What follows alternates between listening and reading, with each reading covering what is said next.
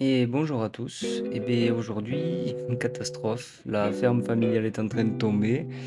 Il y a eu de l'eau sur un mur en briques de terre crue qui s'est écoulé dessus pendant des années. J'en rigole, mais ça fait mal au cœur, hein. Et ce qui s'est passé, c'est que tous les murs sont en train de tomber, et notamment le porteur qui tient l'ourdi, donc l'étage de la maison d'habitation. Donc, au pied du mur et surtout quand il est cassé, on s'y attelle. Donc avec mon père qui peut prendre quelques jours de congé, on s'attaque à ce gros chantier. Donc on a passé pas mal de temps à faire venir donc des pros, hein, du secteur, des maçons, parce que enfin, personnellement, j'ai jamais posé un parpaing de ma vie.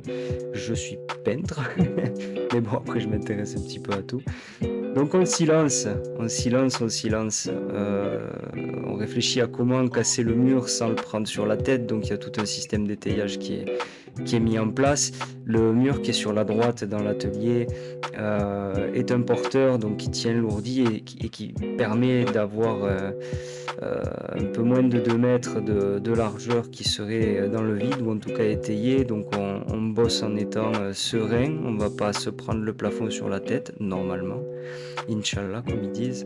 Mais voilà, donc on sort tous les gravats, on casse le mur petit à petit. On décide de n'en faire que la moitié pour ne pas mettre trop de contraintes non plus sur l'étayage et sur les piliers qui sont en place et qui sont déjà tout craqués. Donc voilà, on y va vraiment petit à petit. On fait attention à pas trop faire travailler la maison et à adapter donc l'étayage. Bon, j'ai la chance d'avoir quelques bons amis maçons dans mes contacts, que je recommande d'ailleurs assez facilement pour la qualité de leur travail, qui ont pu me conseiller sur ce qu'il fallait faire. Alors attention, hein, je fais les choses comme je peux, euh, et surtout de l'ordre de la logique. Là, on a affaire à une structure qui s'ouvre par les quatre côtés. On a deux poteaux qui sont porteurs de l'ourdi sur lequel il y a beaucoup de poids, qui sont complètement friables. Il y a une maison qui est sujette à l'humidité.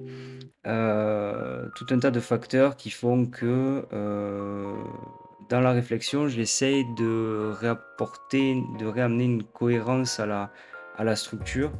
Bon, c'est un sacré challenge qui est lancé ici, mais je me dis, bon, mon grand-père était agriculteur, éleveur, et il a bâti la maison. Je pense pas être bien plus con que lui, donc je devrais pouvoir y arriver.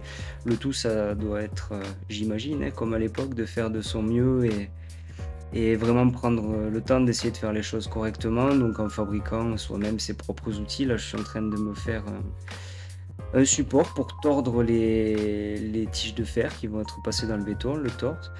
Et donc, voilà, petit à petit, réussir à refaire de cet endroit un endroit qui va pas nous tomber de suite sur la tête. Enfin, en tout cas, c'est un petit peu l'objectif. Donc ça va prendre du temps, ça va être long, ça va demander tout un tas de nouvelles connaissances que je n'ai pas actuellement, mais c'est excellent pour l'avenir puisque d'être dans quelque chose qu'on ne connaît pas, ça permet forcément d'avancer, d'approfondir le sujet, d'étudier, de comprendre les choses, comment elles fonctionnent. Et c'est ce qui me motive, je crois, au final dans la vie. Donc, yallah, c'est parti. On va prendre le ciment, on va prendre le bétonnière et on va faire le chantier. Mais le plus important, c'est d'avoir l'accent portugais. C'est plus important, plus même que la qualité de le ciment à 350 kg par mètre cube. Aspettat un le peintre. Bon, là, l'objectif, c'est de ferrailler correctement pour pouvoir reprendre, dans le meilleur des cas, toutes les forces qui sont exercées donc sur l'ourdi qui est au-dessus, et qui en plus à son extrémité a un mur en briques de terre crue, donc extrêmement lourd.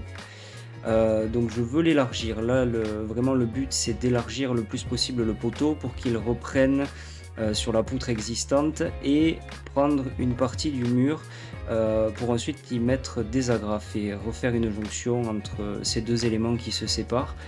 Le ferraillage, c'est long, mais c'est une partie qu'il ne faut pas négliger puisque c'est ce qui va apporter toute la solidité à la structure. Donc là, c'est la première ébauche, ça va être renforcé par la suite, mais ça, vous le verrez sur les prochaines vidéos parce que ça fait déjà plus de 5 minutes que je cause et il y a encore du boulot.